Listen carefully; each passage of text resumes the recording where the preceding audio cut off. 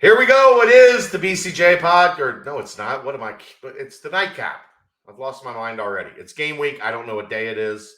It's Thursday. We normally do the BCJ podcast on Thursdays.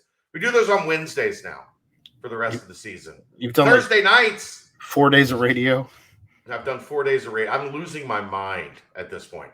Thursday nights, though, we got something a little new here on the nightcap on Thursday nights as we go through the season. I think you guys are going to like. Like I said, the BCJ podcast is on Wednesday for this season, giving a tryout to some new things. And one of those things is the Thursday night nightcap, brought to you by Galactic Fried Chicken. Visit www.galacticfriedchicken.com. Download the app for Android, iPhone, everything Galactic. Use the app to get delivery to your house through Uber Eats, or just go down to Dayton, Kentucky. Tell them to pump it up. Save yourself 15%. All right, Aaron. We're workshopping this. This is new. Mm-hmm. I don't know how it's going to work. Do you want to go first, or do you want me to go first? I kind of want to go first, largely because so I'm terrified that you may have. I tried to go a little outside the box. Okay. So what we're going to do Thursday nights on the nightcap, Aaron and I are going to present our keys to victory, keys to the game. What Cincinnati needs to do to win on Saturday. I think we're going to do 3 each. I did 3. Did you do 3? I did 3. You told me to do 3. Okay. All right. I'm just making sure. Sometimes you got to like 1A, 1B, like you're Luke Fickell. The rules don't apply to you. You could do or, like 1 or 1.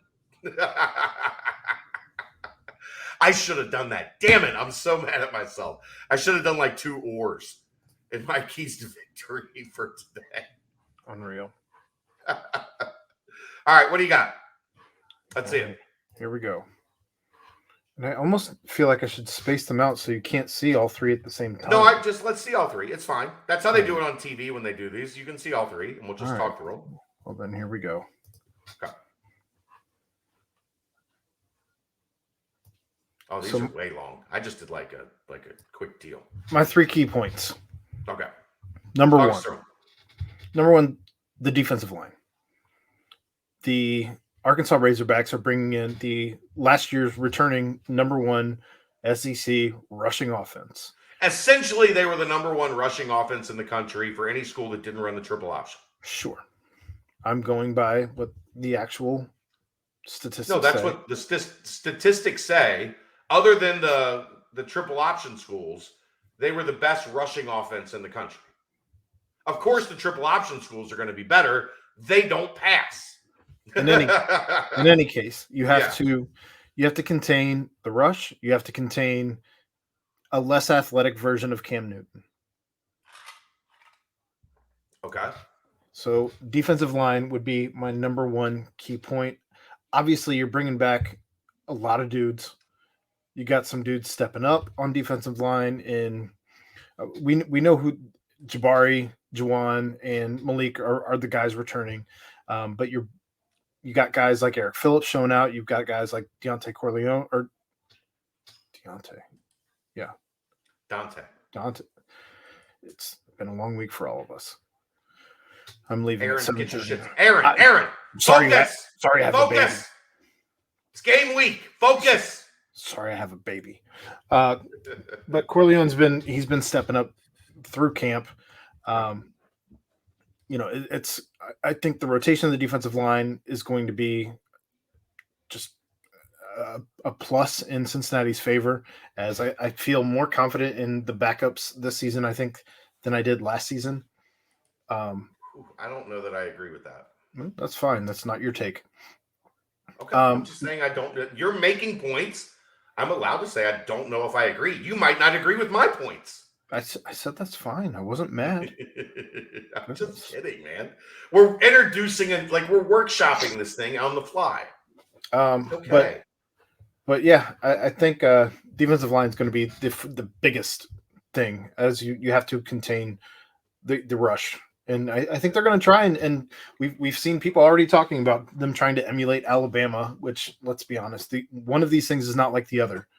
Right. regardless of what you're bringing back or not bringing back, as Right. we broke down last night on the BCJ pod. Dave, if you're looking for a breakdown of this game, Dave was outstanding last for an night. hour, a whole He hour. crushed the Alabama preview. And a lot of people have been like, why don't you have the person that covers the other team on like we used to? I think Dave does a better job. I was gonna say it doesn't. I know it's crazy. Doesn't seem like you have to. In any case, number 2, linebackers. You got what Luke Fickell says is the 5 best people on the defense in the linebacking core. I don't know how you can say that without tongue in cheek, because I don't know that Juwan Briggs is not one of the 5 best people on this team. No, basically what he said was you had 5 of your best 11 are linebackers. Okay. Fair Which enough. I think is pretty fair. In any case, if you're going to be ranked number 2, you have to show that you're number 2. And again, this almost doubles down on stopping the rush along with the defensive line. But we've heard so much about Ivan Pace. We already saw last season what Deshaun Pace can do. Wilson Huber has the opportunity to step up as a leader, as a captain. Jaheim has been making waves, but never really a tsunami. So I'd like to see Jaheim really step up this season. And Tyvin Foston's always been a guy who's produced. That said, let's see what we got. Let's go all the way. You have to show that you're number 2 if you're going to be ranked number 2. And then number 3 would be offensive line. Mo Egger, he talked about it when he was on with the BPP, and he said this was going to be something that he kept an eye on. You have a revamped line. It's not going to be the same 5 that we had last year, but in any case, you have to show that you can run the ball in order for the quarterback to have a chance back there, and you have to keep the quarterback on his feet. And I think those are going to be very, very important to winning this game, because if you can't do that, you're not going to make yardage on first down. You're not going to complete third down. It's going to be a mess if you're not able to. It's one of the things that are required for competing at the highest level is being able to hold your own at the point of attack. You don't have to necessarily dominate. No. But you can't get dominated, right? Correct. I think what changed that Alabama game was just the first 2 drives. After that, if you really watch the game, sure, there were a couple plays that Cincinnati gave up, but they held their own. But the first 2 drives set the tone for the game. You've got to make sure Arkansas doesn't do that in their place on opening day in front of 80,000 fans. I've made the reference to a puncher's chance over and over again. And if you really want to have a puncher's chance, you can't be the first one to take one right in the mouth. Right. Or 2. 1 you can recover from. I think that was probably the problem with the Cotton Bowl, right? They took one in the mouth, then they marched right down the field, got in the red zone, couldn't convert, missed the field goal. Uh-oh. Yeah. Uh-oh. And right? that was probably my OLI was special teams, but I'll let you get to what you got. I didn't get to special teams either, but we can both add that as our 4th. Like I said, fair. That was my OLI. Is special teams able to produce in ways that they weren't last season as a whole? Obviously, in the Cotton Bowl, if you're talking specifically in the Cotton Bowl, yes, you were able to hit some field goals. But if you're able to get into a range where you're 40 yards and you can hit a field goal that we've seen in practices, 52-yard or a 47-yard, right? We've seen some crazy field goals in practices from one Ryan Coe. So I think that would be astronomical if you're able to do something like that. You ready? I think this is an unpopular opinion. I think keeping everything in front is super important in this game. If Alabama wants to, switching out, we were just talking. If Arkansas wants to go 3 yards at a time, I'm okay with that. Now, if they're getting chunked 8, 10, 12 yards at a time, then it's a problem. But I think there's going to be a desire in a Kendall Briles, Art Briles, passing heavy offense or at least downfield attack. I think they're going to want to test Cincinnati over the top early. I think they're going to anticipate Cincinnati's going to come out, run heavy, load the box, stop the run. I think they're going to take a couple shots early in the game that I think Cincinnati needs to thwart away. Because if you start stretching the field early, it's going to then what happens? It's going to open up the run, and they're going to beat you to death in the run in the second and third quarter. I think if they run it a lot in the first quarter and they don't do anything over the top, I think that's kind of okay. Because the clock's going to run. You're going to stay in the game. If they hit you over the top with a couple big plays early, first 2 drives, they hit 2 splash plays of 20-plus yards, I think the defense is on their heels in week 1. I mean, go back to even the Navy game where they controlled the ball and were dinking and dunking and all of that. Like, go back to Houston. Remember the Houston game where the first 2 drives they moved the ball kind of at will? What happened? Kobe Bryant called that defense together and read them the riot act, and they got their shit together. I just don't know if we have anybody who's able to really step up as a leader this year. And maybe the point I was about to make. Maybe this is where guys cut their teeth. Right. This is what we're going to find out. I really think, like everybody says, you've got to stop the run early. Yes, that is important. I'm not denying that that's important. I think what's more important is they can't have 2 or 3 25, 30, 40-yard pass plays in that first quarter. They have to still have some doubt about going over the top because that's what a Briles offense wants to do. Spread you out, run, and then hit a bomb. Makes sense. Win the turnover battle. KJ Jefferson is not a guy that turns it over a lot. Turnovers, I think, tend to be more prominent right at the start of the season. This is an offense that doesn't have a lot of familiarity together, right? Desmond Ridder, Jerome Ford, Alec Pierce are in the NFL. Those were, by a wide margin, the 3 most dominant players on that offense last year. Without question. There's chemistry that needs to be built within this offense. Don't turn it over and find a way to turn over KJ Jefferson that didn't turn it over much at all last year, right? Yeah. Either KJ Jefferson or whoever's running the ball for Alabama. Right. But I'm talking, like, they weren't throwing interceptions. They didn't fumble it a ton. Like, they did a good job taking care of the ball. Cincinnati also did a very good job at turning the ball over last year, so we'll see. Yeah, with a lot of dudes who aren't here anymore. But Deshaun Pace was a big part of that as well. So sure, he was very good in space. People just for some reason like to throw the ball to him.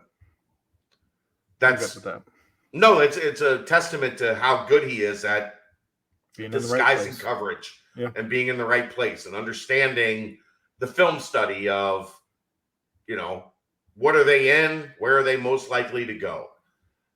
Number 3 for me, don't let the flags fly. Like, you cannot go in there and have 3 or 4 false starts on offense and 2 or 3 holding penalties and, a couple defensive pass interferences or holding, the automatic first down holding on 3rd and 8. Where you didn't have to hold, but you grabbed a jersey, like the hidden yards. And I think this gets to what you talked about in terms of special teams. The hidden yards in penalties and special teams in a game like this can be massive, especially playing on the road in week 1 against a team that's really good. Like, let's be honest with each other. It's an Arkansas team that's really good. Yeah. Or should be really good. I mean, the more I think about it, the more I think that Whoever wins the battle at third down is going to win this game. I almost like that's another one of those things that was right there in my brain. Third down. Almost, this is why I didn't include third down. Almost as important as third down, who doesn't get to third down? Who gets 10 yards on first and second down? Is there a team like that avoids getting in third and 4, staying ahead of the sticks? Like, you get 4 yards on first down, you get 5-6 yards on second down. All of a sudden, it's first and 10 again, and you don't have to do third and 3, third and 4. I think we'll know early on, probably before the first half's over, if this offense is built to do things like that, or if they're going to just try and dink and dunk to get that short chunk yardage, as opposed to any type of big plays. Well, I think here's what's interesting about this offense that we maybe haven't had really since Fickle's been here. You have 2 wide receivers and 2 tight ends that can take 4 and make it 8. Okay. Tucker, Scott, Wiley, Taylor. You can hit one of those guys, any of those 4 guys at 4 or 5 yards, and it becomes an 8, 9, 10-yard game. You also have a bigger in different ways. You have a bigger target than they've ever had in Nick Mardner. But I think Nick is more of a 3rd and 6. You know what I'm saying? But I guess maybe that's where I'm feeling that maybe we're going to be okay on third down. I don't know. And this is all without even we've not even mentioned. We haven't seen the game. We're guessing. We haven't mentioned the running game at all, and we have potentially a 4-headed monster at running back. So I don't believe that. You don't believe that. No, they'll play whoever has the hot hand, I think. Yeah. But there's a lot of questions to be answered on Saturday. That's the equally exciting and terrifying part about opening at a place like Arkansas against what should be a good team, against what I think is a really good coach in Sam Pittman. Nothing but respect for him and what he's building at Arkansas. It's going to be really interesting what happens Saturday. Who's the most likable head coach that we've faced before Pittman? Because I don't know that there is one. I'm sure somewhere along in there, maybe somebody. I don't even know with Pittman. I don't even know that he's likable. I just think he coaches the right way. I think he builds a program the right way. His quotes have been fantastic. They're funny, right? But Dana Holgerson's funny. But he has a punchable face. Pittman doesn't even have that. Well, if you punch Pittman, he's coming back at you. Yeah. Good luck, bro. He'll eat it. Like this. Yeah. No thanks. You're going to be on the road tomorrow, right? Correct. Yeah. So I got to figure out something else to do for a nightcap because you're not going to be here. I mean, TBD, because I should be getting into Fayetteville somewhere along the lines of 6:30. Well, 6:30 is without stops, so probably somewhere along the lines of 8.